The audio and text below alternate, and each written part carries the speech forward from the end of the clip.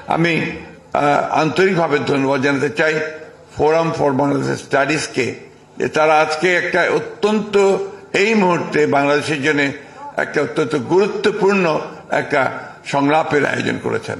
আমি সেই জন্য তাদেরকে ধন্যবাদ জানাচ্ছি। সেটা হচ্ছে আমাদের দলেই আমার ৬০ লক্ষ মানুষের বিরুদ্ধে মিথ্যে মামলা রয়েছে। আমাদের ৭০০-র উপরে নেতা কর্মীকে গুম করে দেওয়া হয়েছে। প্রায় ২০,০০০-এর উপরে বেশি মানুষকে আপনার হত্যা করা হয়েছে।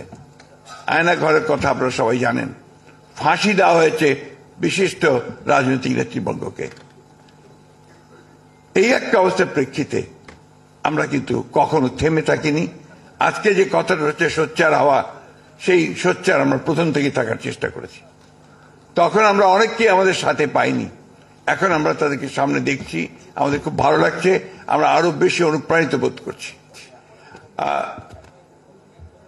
যারা আজকে এখানে উপস্থিত আছেন, আমাদের দেশের জাতির অত্যন্ত বরেণ্য নেতৃবর্গ, আমাদের বুদ্ধিজীবীবৃন্দ এবং আজকের এই সভায় উপস্থিত আমাদের ভাই ও বোনেরা, সবচেয়ে বড় যেটা আমাদের যারা এই জুলাইয়ের যে অভ্যুত্থান, সেই অভ্যুত্থানে যারা আহত হয়েছেন তারা এখানে অনেকে আছেন, যারা শহীদ হয়েছেন তাদের আত্মীয় স্বজনরা এখানে আছেন, তাদের সকলকে আমার সালাম, আসসালামু আলাইকুম।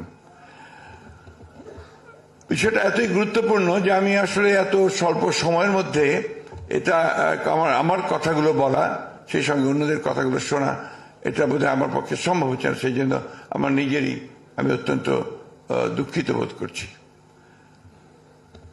বাংলাদেশ একটা অত্যন্ত সবচেয়ে জটিল একটা রাজনৈতিক সময়ের মধ্যে দিয়ে যাচ্ছে।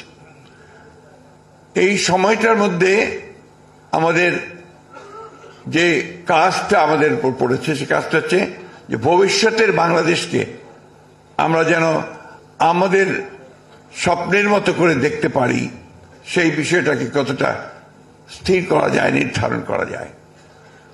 আজকে যে প্রশ্নগুলো সামনে এসছে, আমি খুব সংক্ষেপে চলে আসছি সামনের দিকেই।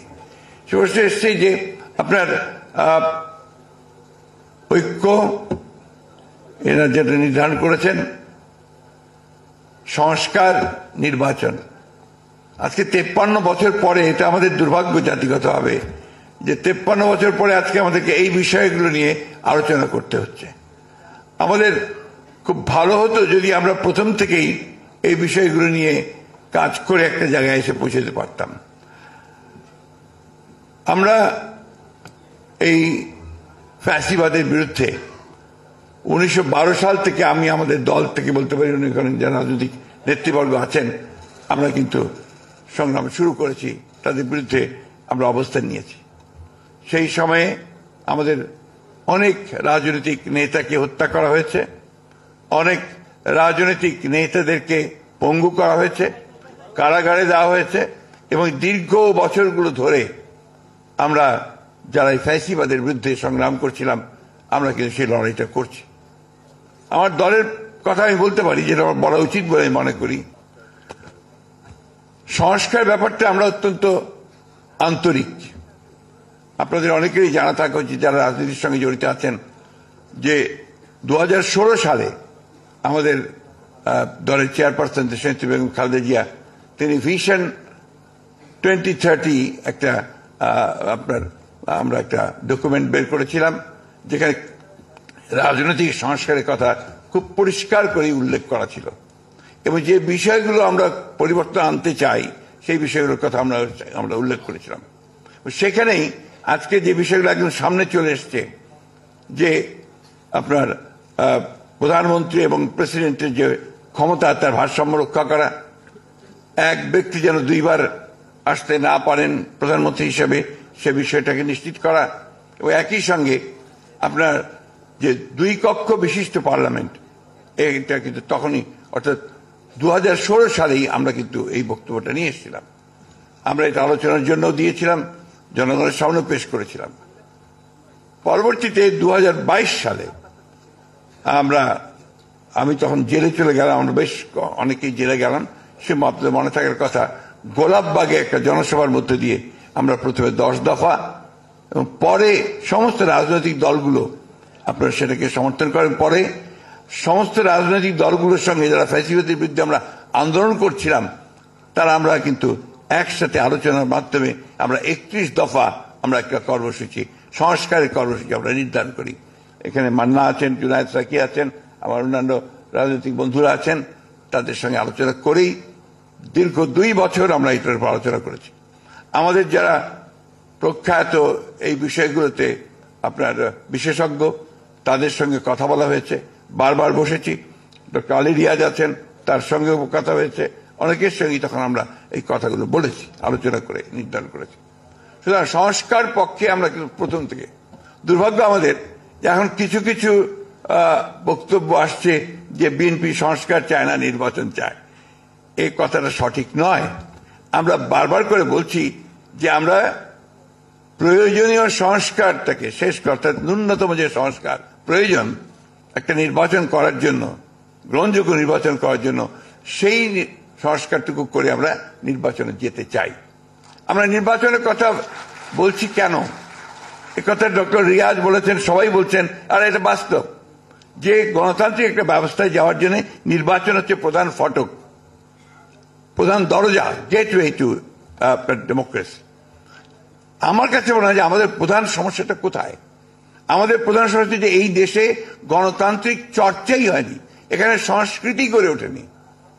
একটা যে কথাটা বারবার এসছে যে এখানে একটা ডেমোক্রেটিক কালচার যদি না থাকে তাহলে আপনি সেই ডেমোক্রেসিকে বারবার বলতে হচ্ছে আমাদেরকে এটা করতে হবে, এটা করতে হবে, এটা ডেমোক্রেসি, এটা এইভাবে যেতে হবে। এই জিনিসগুলো কিন্তু আপনার একটা কাল চর্চা ছাড়া, বারবার প্র্যাকটিস করা ছাড়া কিন্তু সেটা গড়ে উঠবে না। ইম্পোজ করে কোনো কিছু করা সম্ভব হবে না। আপনি যেমন আমি বলি, কেয়ারটেকার গভর্নমেন্ট সিস্টেম আপনার আমরা 3টে ইলেকশন করেছি। এই 3টে ইলেকশন, প্রত্যেকটি ইলেকশন কিন্তু একটা চালটা ভালো হয়েছে এবং গ্রহণযোগ্য হয়েছে। অর্থাৎ কেয়ারটেকার সিস্টেম আপনার মানুষ গ্রহণ করেছে এবং তারা সেটাকে অত্যন্ত জরুরি মনে করেছে, এটা মানুষের কাছে। একইভাবে আমরা যদি প্রেসিডেন্সিয়াল ফর্ম অফ গভর্নমেন্টে চলে যেতাম, অন্য কিছু দিতাম, সেটা ওই মুহূর্তে কিন্তু জনগণ সেইভাবে গ্রহণ করতো না, আমার কাছে মনে হয়েছে। আমি আপনার তাত্ত্বিক নই, আমি কোনো আপনার রাজনীতি কোনো বিশেষজ্ঞ নই, আমি একেবারে মাঠ কর্মী একজন। আমি পৌরসভার চেয়ারম্যান থেকে আপনার আমার রাজনৈতিক জীবন শুরু করেছি। অর্থাৎ একেবারে তৃণমূল পর্যায়ের মানুষগুলোর সঙ্গে আমি কাজ করে করে আমি এই পর্যায়ে এসেছি। আমার যেটা ধারণা যে আপনি জনগণকে বাদ দিয়ে কোনো কিছু করা সম্ভব হবে না, আপনার জনগণকেই তৈরি করতে হবে আপনাকে। অর্থাৎ আমরা আজকে যে প্রক্রিয়া চলছে আমি স্বাগত জানাই, কিন্তু আমি একটা অনুরোধ করব, আজকে যারা কমিশনগুলোতে আছেন তারা জনগণের সঙ্গে ইন্টারাক্ট করার ব্যবস্থাটা রাখবেন। ডক্টর রিয়াজ বলেছেন যে তাদের কাছে 1 লক্ষের ওপরে বিভিন্ন প্রস্তাব এসছে, খুব ভালো কথা। এট দি সেম টাইম আমি যেটা মনে করি যে তারা যদি, আমি শুনেছি যে তারা তাদের প্রস্তাবটাকে তৈরি করে গভর্নমেন্টের হাতে দেবেন এবং গভর্নমেন্ট তখন আপনার পলিটিক্যাল পার্টিগুলোর সঙ্গে বসবেন। ওনারাই যদি আগে পলিটিক্যাল পার্টিগুলোর সঙ্গে বসতেন আমার মনে হয় সেটা বোধহয় আরো ইফেক্টিভ হতো, আরো ভালো হতো, এটা আমার কাছে মনে হয়। এখন গভর্নমেন্ট বসবেন, গভর্নমেন্টের সঙ্গে আলোচনা হবে, আলোচনা আরো সময় লাগবে। যত বেশি সময় যাবে আমার কাছে মনে হয়, আমাদের কাছে মনে হয় যে সমস্যাগুলো তত বাড়বে। আসল জায়গায় তো প্রবলেম তো অন্য জায়গায়। আপনি এগুলো ইমপ্লিমেন্ট করবেন কাদের দিয়ে? আপনার প্রশাসন, ইয়োর গভর্নমেন্ট মেশিনারি, সেই গভর্নমেন্ট মেশিনারি তো পুরোপুরি ভাবে এখনো ফ্যাসিবাদের আপনার মধ্যে আছে, এতটুকু পরিবর্তন হয়নি। একটা ফাইল নড়েন, আপনার ছাত্রদের যা আহত হয়েছে তাদের চিকিৎসার ব্যবস্থা কোথায় আটকে আছে খুঁজে বের করে দেখবেন ওই ফাইল দিয়ে আটকে আছে, প্রবলেমটা ওইখানে হয়ে আছে। এই বিষয়গুলোতে আমাদেরকে ধরতে হবে। যে ডক্টর দেবপ্রিয় এখানে আছেন, ডক্টর মুস্তাকও বলেছেন যে কাঠামোটা যদি না থাকে, সেই কাঠামো না থাকলে আমরা ওপর থেকে শুধু চাপিয়ে দিলেই আমরা দ্রুত কোনো কিছু করতে পারবো না। তাই আমাদের স্ট্রাকচারটাকে ঠিক করতে হবে, প্রতিষ্ঠানগুলোকে ঠিক করতে হবে। সেই প্রতিষ্ঠানগুলোকে যদি আমরা গণতন্ত্রের উপযোগী করে গড়ে তুলতে পারি তাহলেই আমরা গণতন্ত্রকে সফল করতে পারবো। মন মানসিকতাটা খুব বড় জিনিস, মাইন্ডসেট। আমার তো মাইন্ডসেটই হয়েছে যে কথাটা কিছুক্ষণ আগে ডক্টর মুস্তাক বলেছেন, আমার খুব ভালো লেগেছে। যে একটা বন্দোবস্ত তো ছিল, টাকা দেব, কাজ করিয়ে নেব, ভালো, সমস্যা নাই, কিন্তু এখন তো আপনি অন্য সিস্টেমে যাচ্ছেন। তো সেই মাইন্ডসেটটা তো তৈরি করতে হবে। ওই তৈরি করার জন্য আপনার চর্চা দরকার। আমাকে গণতন্ত্রকে চর্চা করতে, ভুল হবে, ত্রুটি হবে, কিন্তু ওর মধ্যে দিয়ে আপনাকে ডেমোক্রেটিক সিস্টেমকে কাজে নিয়ে যেতে হবে, আগে সামনের দিকে নিয়ে যেতে হবে। আমি বক্তব্য দীর্ঘ করবো না, কারণ এখানে আরো আছেন, অনেকেই বক্তব্য করবেন। শুধু একটা কথা বলতে চাই, খুব জরুরি কথা আমার কাছে মনে হয়েছে, যে আমরা যেন ৭১কে ভুলে না যাই। ১৯৭১ সাল, এটাকে যেন আমরা কখনো ভুলে না যাই।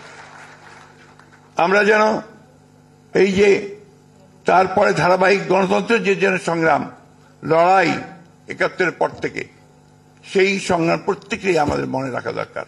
এবং সেই লড়াইয়ের মধ্যে দিয়ে আজকে আমরা ছাত্রদের ত্যাগের মধ্য দিয়ে, তাদের আত্মত্যাগের মধ্যে দিয়ে আজকে আমরা এই জায়গায় এসে উপস্থিত হয়েছি। সুতরাং আমরা আপনাদেরকে এটুকু নিশ্চয়তা দিতে পারি, বলতে পারি, যে আমাদের দলের পক্ষ থেকে আমরা সব সময়ই গণতন্ত্রের সংস্কারের পক্ষে, অর্থাৎ গণতন্ত্রে পৌঁছানোর জন্য প্রয়োজনীয় সংস্কার, তার আমরা পক্ষে, তার জন্য আমরা কাজ করব, করেছি, করব ভবিষ্যতে। কিন্তু একই সঙ্গে আমরা মনে করি যে জনগণকে বাদ দিয়ে কোনো কিছু করাই, উপর থেকে আপনার চাপিয়ে দিয়ে কোনো কিছু করা যাবে না।